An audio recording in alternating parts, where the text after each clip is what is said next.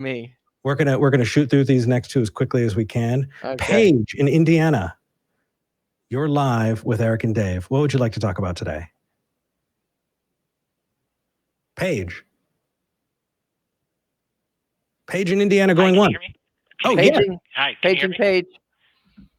Sorry about that. I had myself muted. Hi.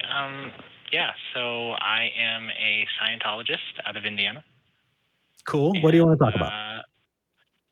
I guess what I want to talk about is just, is it okay to have religious belief if you don't necessarily believe in everything that they say, but you find positive benefit out of it?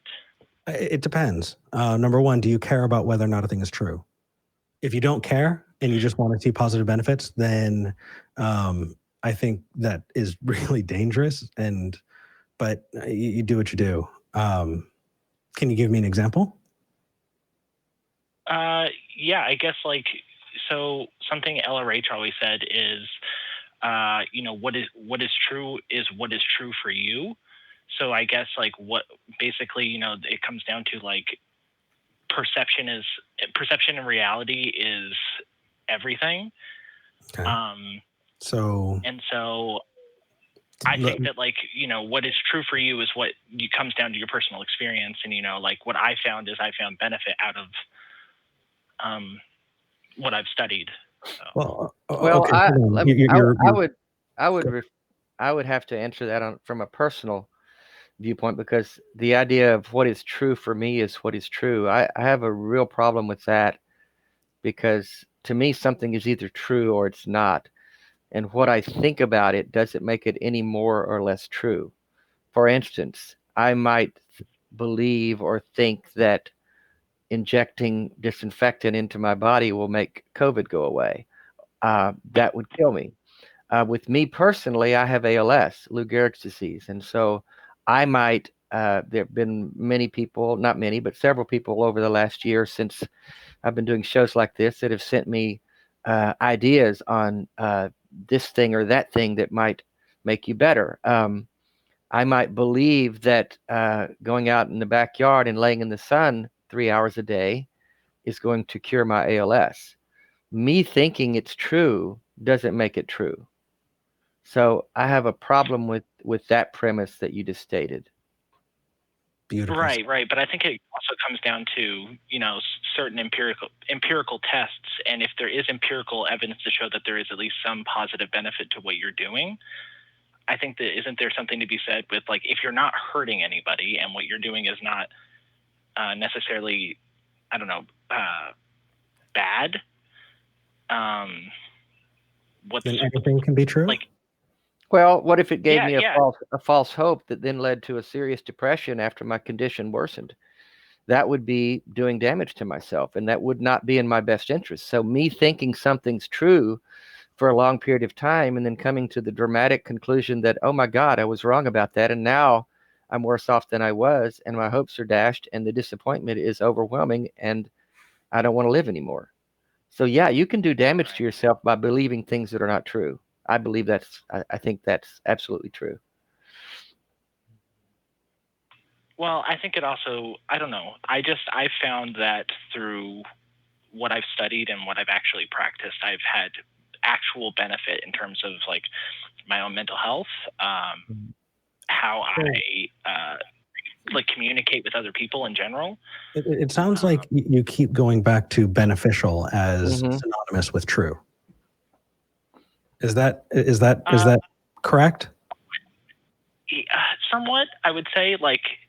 If there is a benefit, how could you not then somewhat see it as true?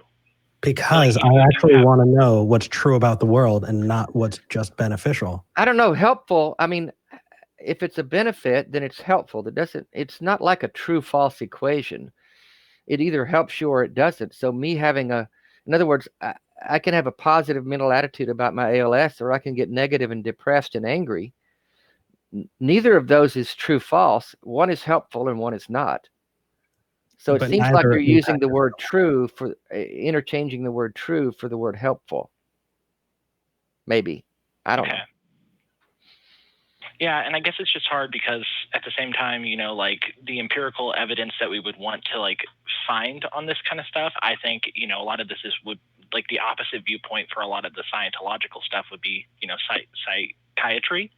And, you know, if you ask any Scientologist, there's been enough evidence to show that, you know, psychiatry is really damaging. Ooh, hey, you know what? Wait, That is a great example. I think that is one of the most toxic things I've ever heard. wow. Let's dive into that. I have some psychologist friends that might take issue with what you just said. Yeah. Okay. What would you replace psychiatry with?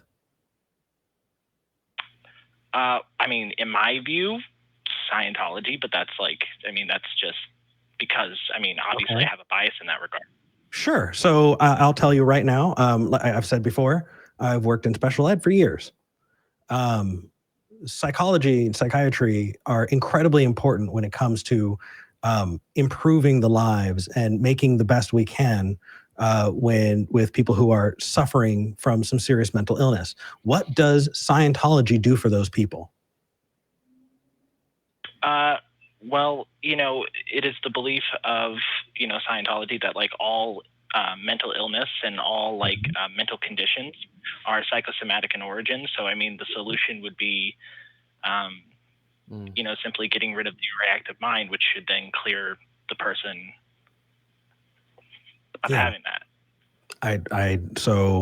I would say that idea is incredibly damaging. Yeah, but I understand the operating thetan thing. I do. I want to continue this conversation with you because holy crap, that's interesting. What about physical ailments? You said mental ailments are psychosomatic. What about physical ailments like what I have?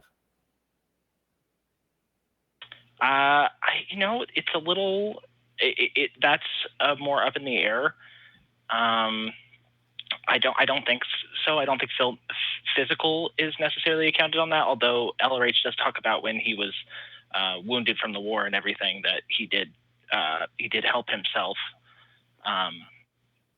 through it. But I think that was more just like it was more like I assumed that was more of the therapeutic mental health aspect, but I don't think it's physical. I don't think physical is considered to be a part of, at least nothing I've read to this. Paige, I'm going to put you back on hold. I want to talk to you after the show because I would love to continue this. I don't get enough opportunities to talk to Scientologists. I do got to wrap things up, but I'm going to pop you back on hold. Okay. Okay. All right.